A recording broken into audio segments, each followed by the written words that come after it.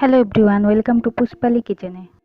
আজকে আমি দেখাবো চিংড়ি মাছের মালাইকারি বানানো। চিংড়ি মাছের মালাইকারিটা খুব সিম্পলভাবে বানাবো। এটা খেতে কিন্তু খুবই টেস্টি হয়। 3টে চিংড়ি মাছ নিয়েছি, ভালো করে পরিষ্কার করে কেটে নেব। এইভাবে মাছগুলো পরিষ্কার করে কেটে নিয়েছি। বানানোর জন্য প্রথমে আমি চিংড়ি মাছগুলো ম্যারিনেট করে নেব। ম্যারিনেট করার জন্য আমি এক এক করে মশলা দিয়ে দেব। হাফ টিস্পুন হলুদ গুঁড়ো দিয়ে দেব, 1 টিস্পুন নুন দিয়ে দেব, টেবিল স্পুন আমি পেঁয়াজ আর শুকনো লঙ্কা বাটা দিয়ে দেব, 3 টেবিল স্পুন আমি টক দই দিয়ে দেব। হাত দিয়ে আমি মশলাগুলো মাছের সঙ্গে ভালোভাবে মাখিয়ে রেখে দেব। এরপর আমি 30 মিনিট মাছগুলোকে ম্যারিনেট করে রেখে দেব। একটা প্লেট চাপা দিয়ে দেব। এই বানানোর জন্য যা মশলা লাগছে স্বাদ মতো নুন নিয়ে নেব, হলুদ গুঁড়ো নিয়ে নেব হাফ টিস্পুন, বাটা নেব 1 টিস্পুন, রসুন বাটা নেব হাফ টিস্পুন, আর কয়েকটা গরম মশলা নিয়ে নেব। এটা আমি শুকনো কড়াতে ভেজে গুঁড়ো করে নেব। একটা তেজপাতা নেব আর একটা শুকনো লঙ্কা নেব। 4 টেবিল চামচ আমি পেঁয়াজ আর শুকনো লঙ্কা বাটা নিয়ে নেব। এখানে আমি 200 ml এর মতো হালকা গরম জল দিয়ে নারকেলের দুধটা বের করে নিয়েছি। গ্যাস জেলে কড়া বসিয়ে দিয়েছি, কড়াটা গরম হতে দেব। টেবিল চামচ সয়াবিন অয়েল দিয়ে দেব। এটা গরম হতে দেব। এটা গরম হয়ে গেছে, এর মধ্যে একটা শুকনো লঙ্কা দিয়ে দেব, একটা তেজপাতা দিয়ে দেব, পেঁয়াজ আর লঙ্কা বাটার পেস্টটা দিয়ে দেব।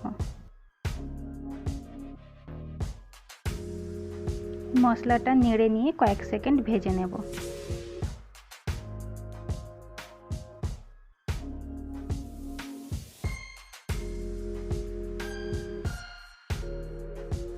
রসুন বাটাটা দিয়ে দেব,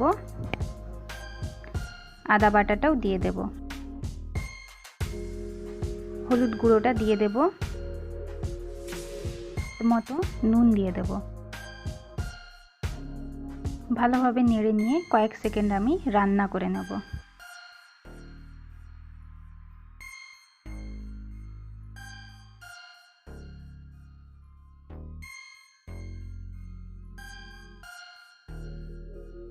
এর মধ্যে ম্যারিনেট করে রাখা মাছগুলো দিয়ে দেব।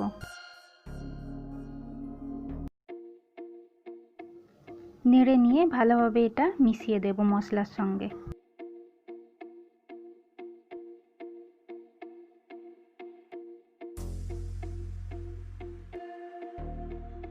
এটা চাপা দিয়ে 2 থেকে 3 মিনিট আমি এটা রান্না করে নেব। ঢাকনাটা খুলে দেব। মাছগুলো ভালোভাবে ভাজা হয়ে গেছে। এবার এইভাবে একটু আমি নাড়িয়ে দেখে নেব।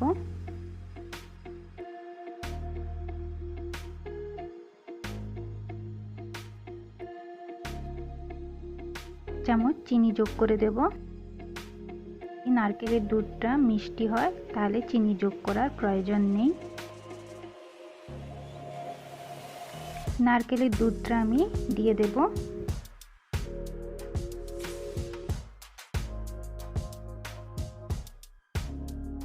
গোটা গরম মশলার গুঁড়োটা হাফ চামচ দিয়ে দেব।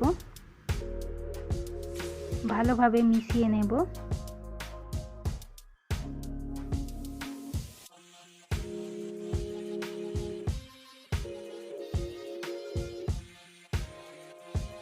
এবার ঢাকনা চাপা দিয়ে 5 থেকে 7 মিনিট আমি রান্না করে নেব। ঢাকনাটা খুলে দেব। চিংড়ি মাছের মালাইকারিটা রেডি হয়ে গেছে।